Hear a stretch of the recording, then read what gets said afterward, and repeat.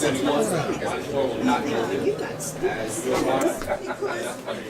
everybody.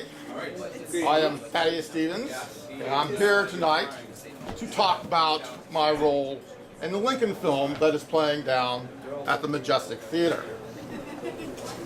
I think it's rather appropriate that we have this affair at the Ugly Mug, since many people during my life commented on my uncomely visage. I would want to say, for those people who are not familiar with me, let me give you a brief synopsis of my life.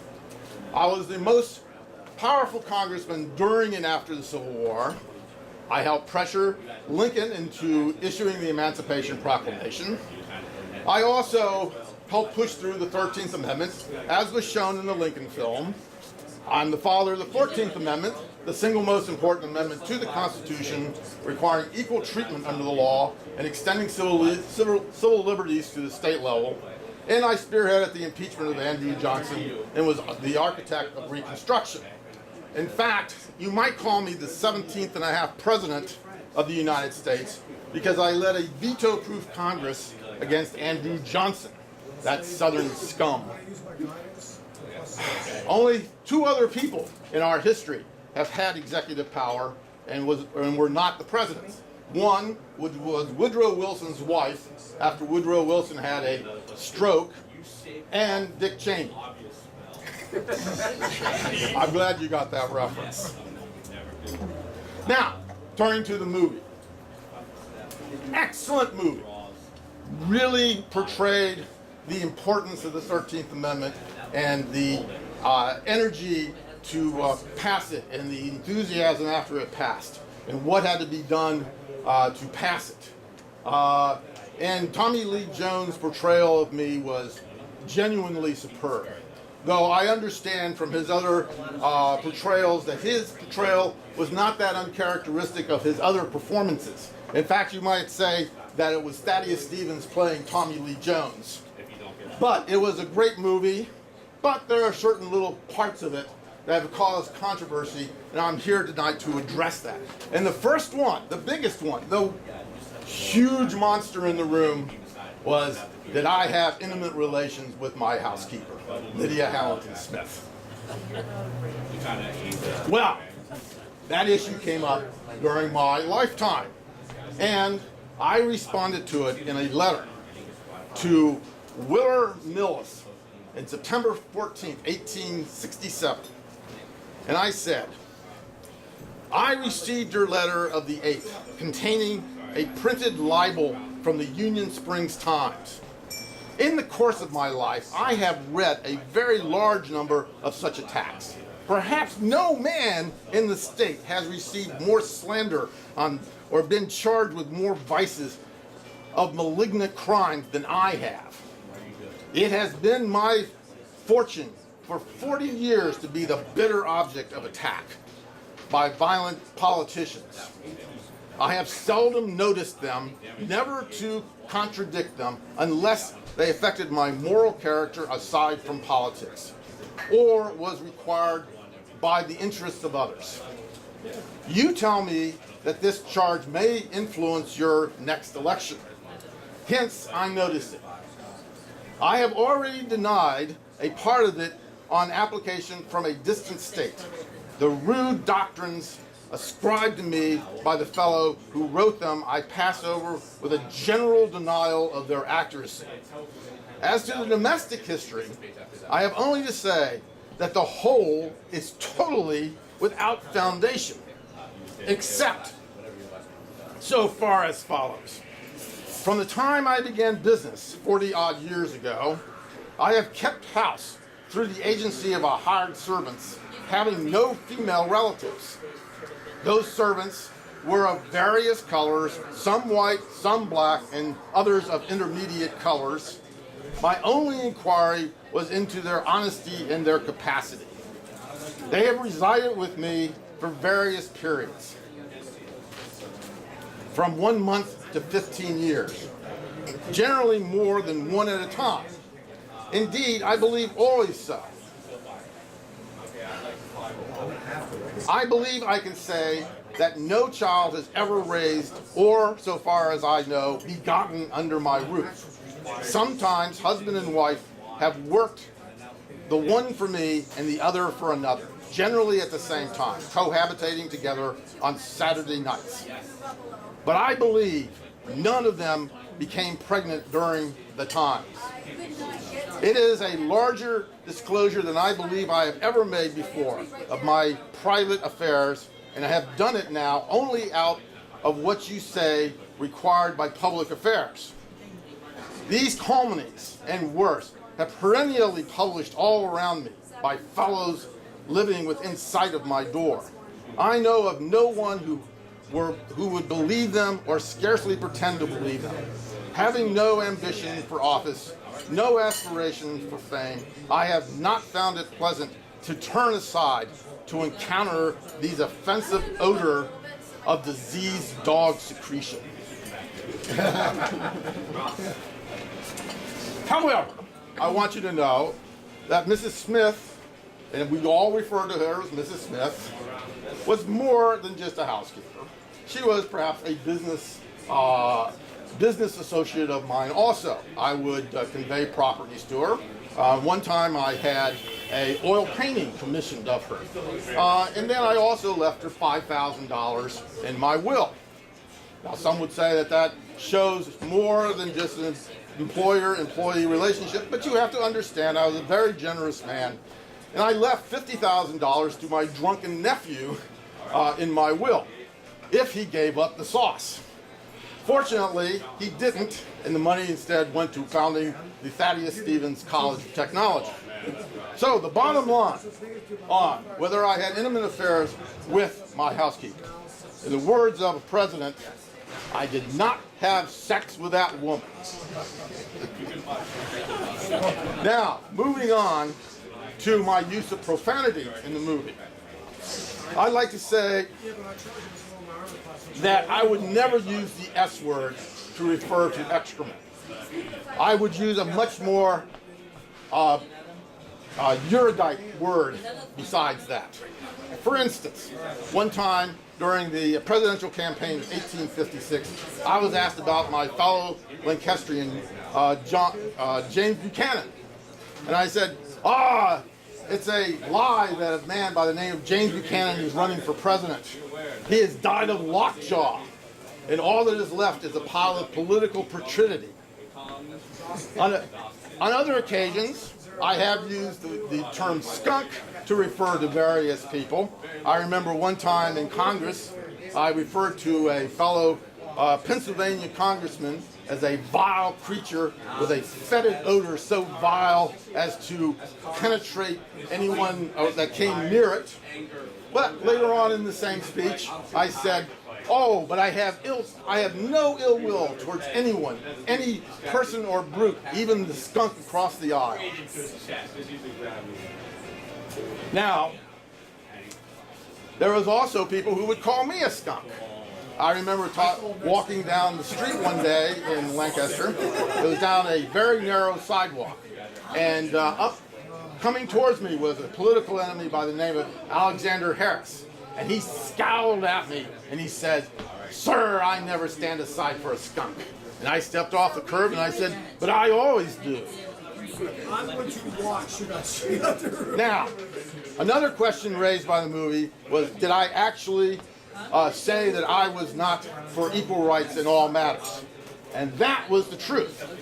And in fact, let me read you a little bit of a transcript of that. It was not as effaced, or it was not as lyrical as the one in the movie, but it serves the same purpose. And I was asked by Congressman Cox, the gentleman will allow me to say, asked by fellow Congressman Cox, if I would give up the doctrine of Negro equality. And I responded, the gentleman will allow me to say that I never held to that doctrine of Negro equality. And then he asked, then I understand the gentleman from Pennsylvania not to hold that all men are created equal. Me, and I responded, yes, sir. but not equality in all things, simply before the laws, nothing else. And then he went further and said, I asked the gentleman to give up his idea of the equality of the blacks and white races before the law. And I said, I won't do it. So that ended that exchange. But I did have exchanges with George Pendleton, who was the most vigorous opponent or vigorous proponent of slavery. And I ended my speech in this way. So far as the appeals of the learned gentleman, George Pendleton, are concerned, and his pathetic winding up, I will be willing to take my chances when we are all boulder in the dust. He may have his epitaph written, if it is truly written, quote, here rests the ablest and most persistent defender of slavery and opponent of liberty. And I shall be satisfied if my epitaph shall be written thus. Here lies one who never rose to any eminence and who only courted the low ambition to have it said that he had striven to ameliorate the conditions of the poor, the lowly, and the downtrodden of every race and language and color. And as you can see from the movie, we won that particular case. Now what I found hilarious in the movie was how Abraham Lincoln was supposed to be giving me advice on how to handle Congress. Me, who was called the greatest parliamentarian in U.S. history. My enemies, in fact, called me the dictator of the House.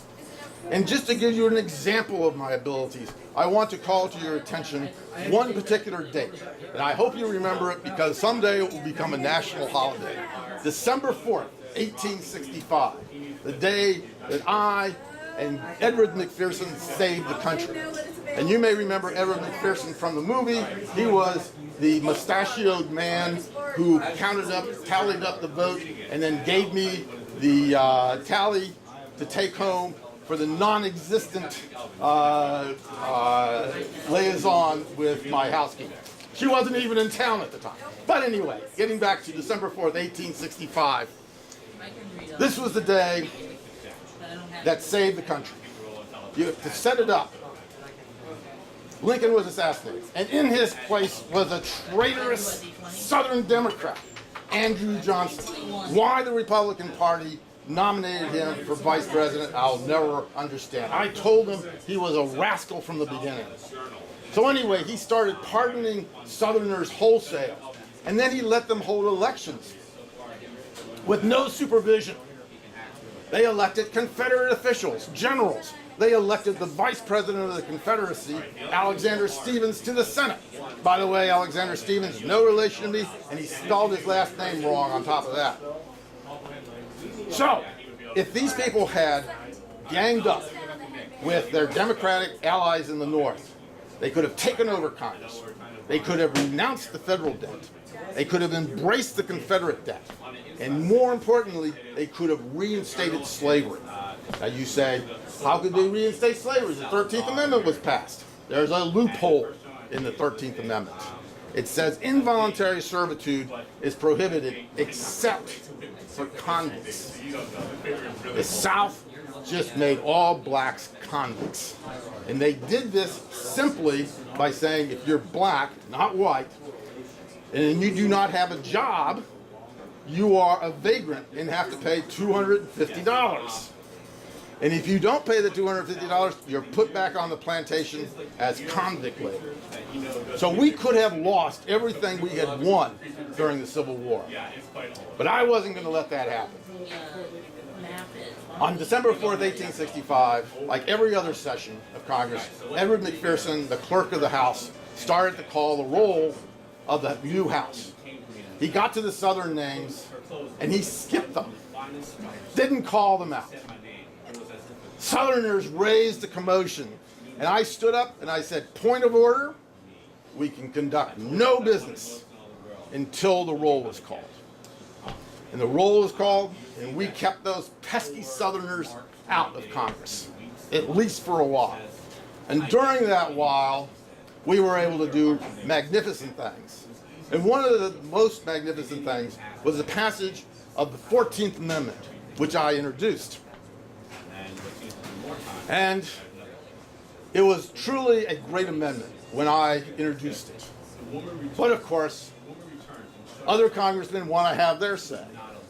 And they changed it and altered it so that I could not recognize it myself. And one of the big alterations was my way of counting or having representation in Congress.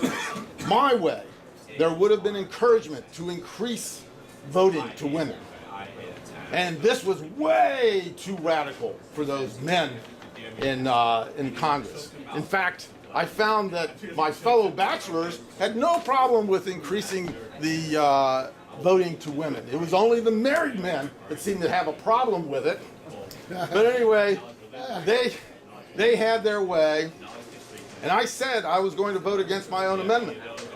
But then I thought differently. And before we voted, I told why I would be voting for it, and I also summed up my lifetime struggle.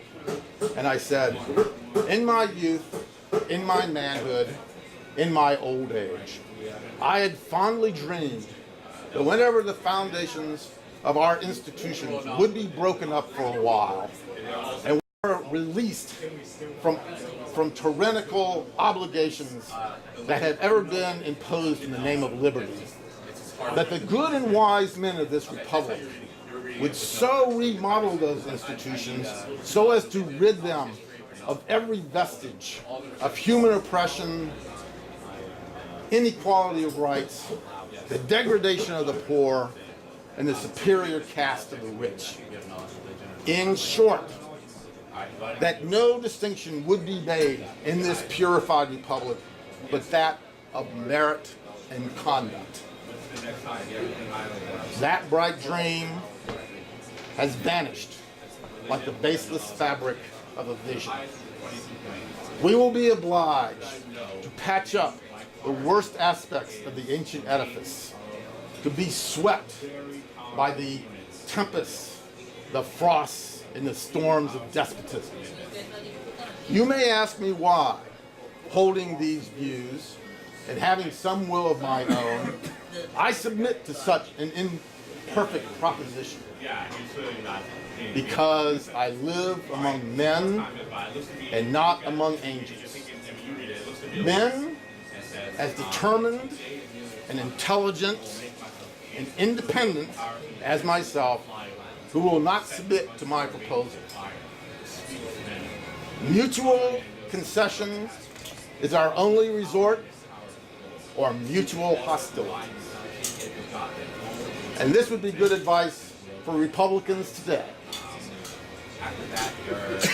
So we were able to pass the 14th Amendment, yet Andrew Johnson continued relentlessly trying to sabotage our efforts. And as a result, I tried to have him replaced or removed, and I failed by one vote.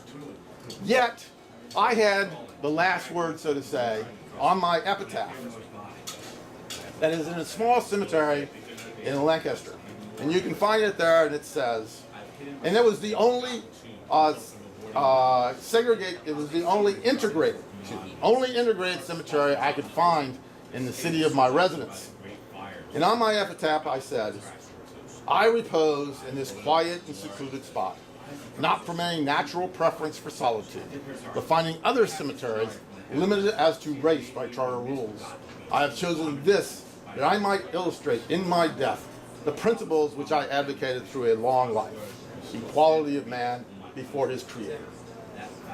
You may notice I had another epitaph that I had earlier. You can never have too many epitaphs. So that concludes my remarks, and I'd be glad to answer any questions you have about my career or the movie or how good the food is here. Yes. What is your education? My education. And I must say it raises the thing that my dear departed mother, because she was the best thing in my life. If it wasn't for her, I would probably be nothing. She was so concerned about our education, and I was born in Danville, Vermont. Okay? And people sometimes ask me why I don't move back there, and I said because you only have 2 seasons, late fall and winter. But in any case, she moved us from Danville to Peacham, Vermont, so that we could be closer to the county academy. And I went to the county academy, distinguished myself there, and then I enrolled at Dartmouth. And for a couple years, I went to the University of Vermont while Dartmouth was closed for the War of 1812, and then finished up at Dartmouth in 1814. Then I came down here and lived in York for a couple years where I studied the law. And it was during that time I must have rubbed somebody the wrong way because the local bar association changed their rules so as to exclude part-time students from applying for the bar. So when it came time to apply for the bar, I went down to Bel Air, Maryland, and went down there to apply and went into a local restaurant, pub, whatever you might call it, and the examiner said, "Oh, welcome, Mr. Stevens. The first requirement is you have to buy us 2 bottles of Madeira." So I bought 2 bottles of Madeira. They asked me a few questions, and they said, "Well, you know what you're talking about. Buy us 2 more bottles of Madeira." I bought the bottles, and then they engaged me in a game of cards called Flip-Lo. Okay? And I had come down there with $45, and I left with none. So that is the sum of my education. Yes. Lose your leg. Lose my leg? I've never lost my leg, but I had a club foot. Is that what you're referring to? Yeah, club foot. I was born with a club foot, which at that time was seen as the mark of the devil. And I did overcome that particular problem, and I always had a deep appreciation or a deep sympathy for children that did have club feet, and I had standing orders for the shoemaker in Lancaster to provide clubfoot boots for any of the children that had club feet in Lancaster at that time. Unfortunately, they did not have methods at that point to eliminate club feet, which we do not have today, because you can take care of that right after birth.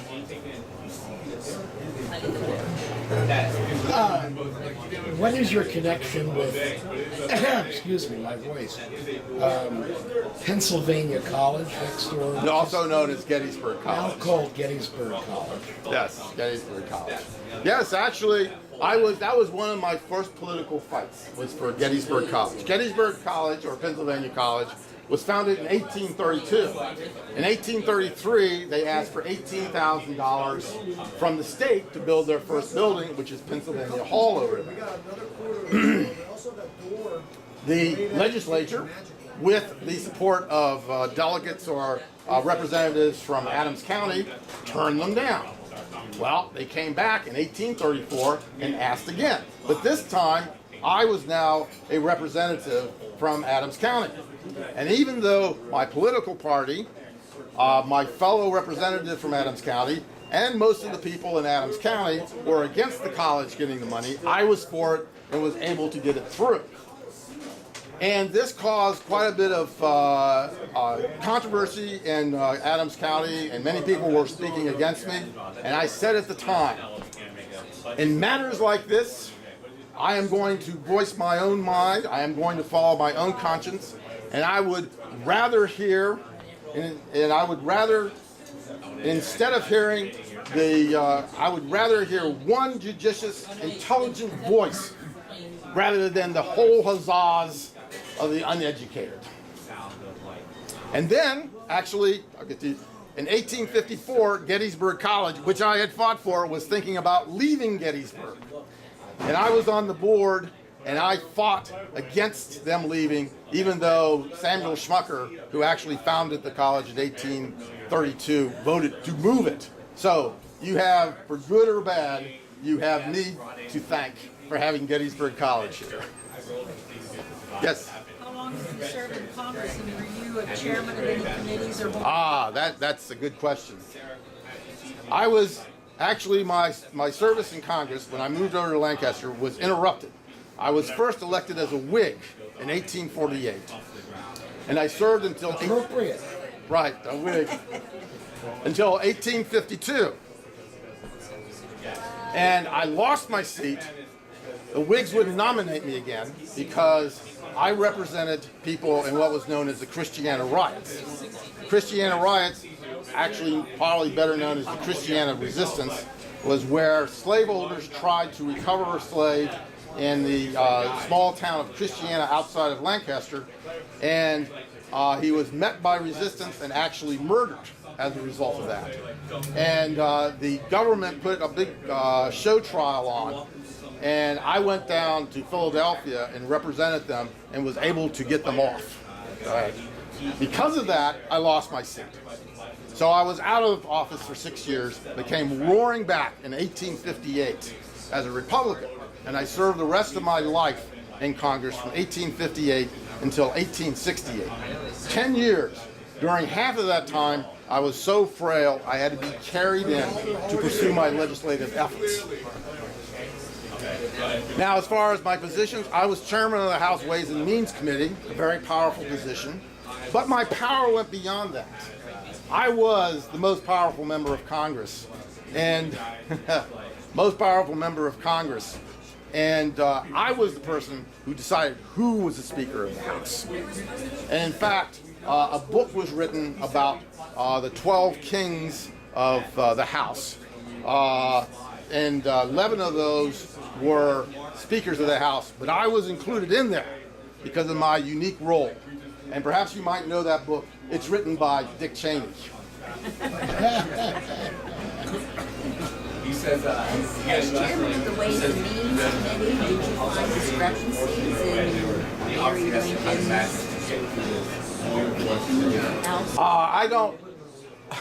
I don't remember. But I will say I don't remember, and I don't believe so. Okay, but I would have to check my files to make sure of that. But Mary Lincoln had a lot more controversies than that. One of them being selling the State of the Union address to a newspaper beforehand, which caused quite a scandal. So she didn't have me, the only person in her on her tail, so to say. Though I found it interesting in the movie where she makes the comments about how loved Lincoln is, and that I would never be loved that way, which I almost saw as a statement by Tony Kushner, the screenplayer, as to the inequity that I am nearly forgotten, yet Lincoln is everywhere. Even in a town where he only spent one day, and I spent 26 years here, and I had a Gettysburg address before he ever did.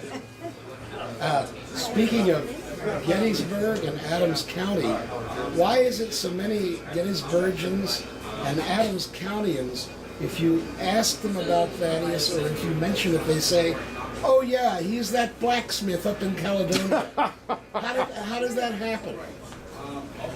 Well, because there's a shop up in Caledonia called Thaddeus Stevens Blacksmith Shop. But you were never a blacksmith. I was never a blacksmith. That clears that up. I might have pounded a few anvils, but I was never a blacksmith.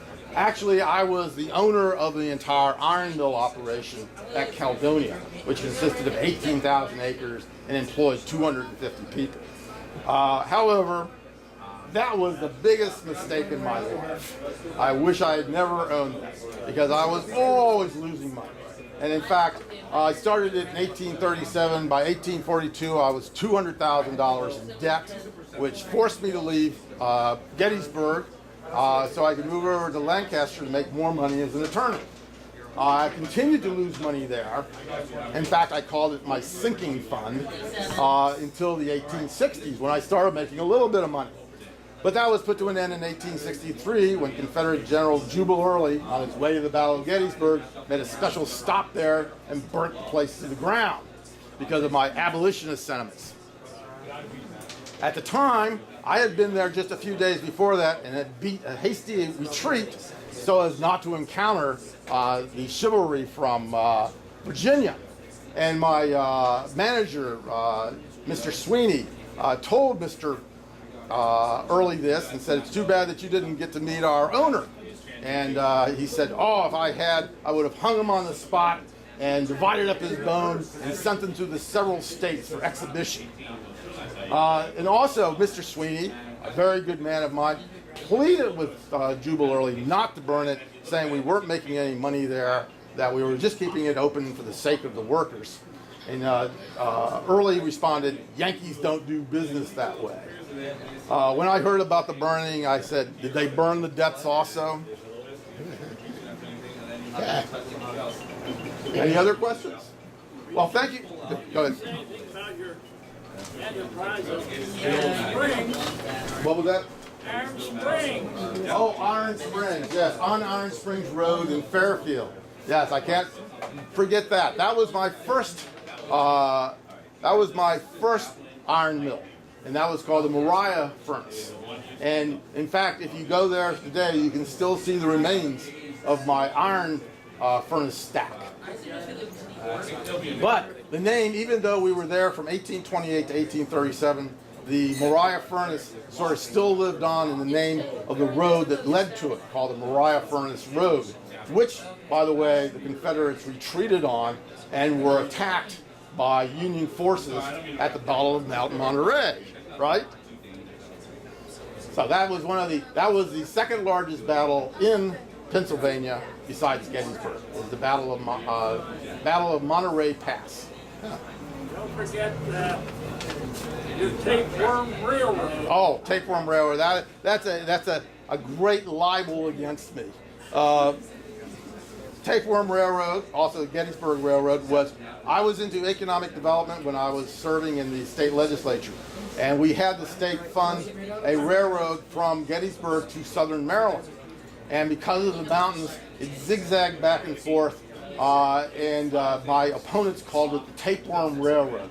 Well, in 1838, we had a little incident called the Buckshot War, where I lost political power. It was basically where they had voting discrepancies in Philadelphia, and there was a issue as to whether the Democrats or the Whigs coalition with the anti-Masons had won. Well, I was with the Whig anti-Mason coalition, and the Democrats' solution to this was to import a mob from Philadelphia and take over the capital of Harrisburg by force. At one point, I had to jump out a window to avoid this rampaging mob.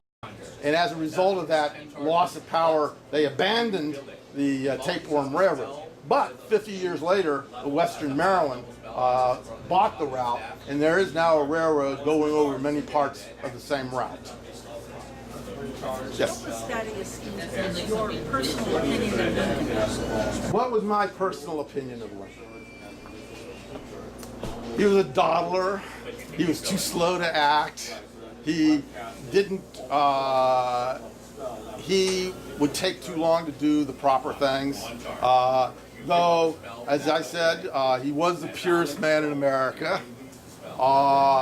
And I would say that he took him long enough to do what he had to do. But I told him at the very beginning of the war, he had to do two things.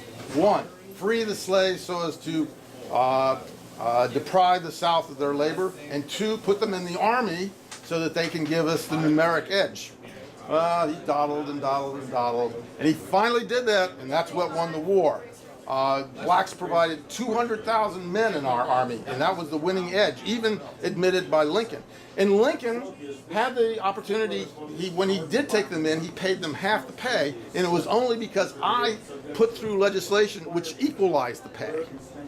So, the bottom line is, Lincoln was a great man and a great president, but he could have been greater.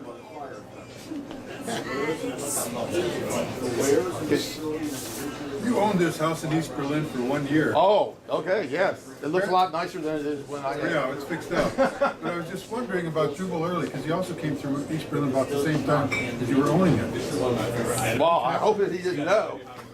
Well, obviously he didn't. Yes. He didn't go out of his way. He was the Confederates were also in Gettysburg.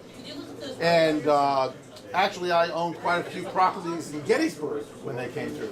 In fact, Robert E. Lee's headquarters was owned by me. That was where he took over a building that was I had bought for a widow, and she was living there, and Robert E. Lee came in and took it over. And so if you consider that the Confederates stole all my ham and bacon and foodstuffs at the Caledonia Furnace, and also hung out at my house or one of my buildings in Gettysburg, you could say that the Confederate invasion of Gettysburg was housed and fed by Thaddeus Stevens. But I own many properties throughout the area. In fact, I have been told by people who survey areas around Caledonia that my name is still attached to properties around there that nobody has ever bothered to buy. Did you ever marry? No, I did not marry. I was a bachelor all my life. Yes, I have lots of nephews. As it turned out, I was one of 4 boys. I was the second oldest of 4 boys, and 2 of my brothers. One of them was a lifelong bachelor like myself, and another had children, including the drunken nephew, who was confusingly named Thaddeus Stevens Jr., who lived with me, but he didn't have offspring that lasted past a generation. The only relative that did have children was Joshua Stevens, who had 2 club feet.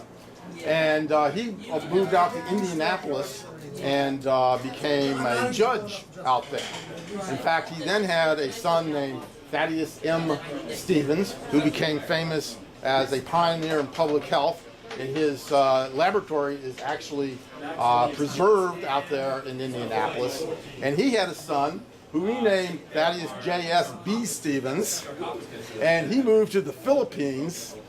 And I am told by his descendants, who are members of my fan club, the Thaddeus Stevens Society, that he married the daughter of the last Spanish governor of the Philippines, and he never learned Spanish, and she never learned English, and they had 6 children.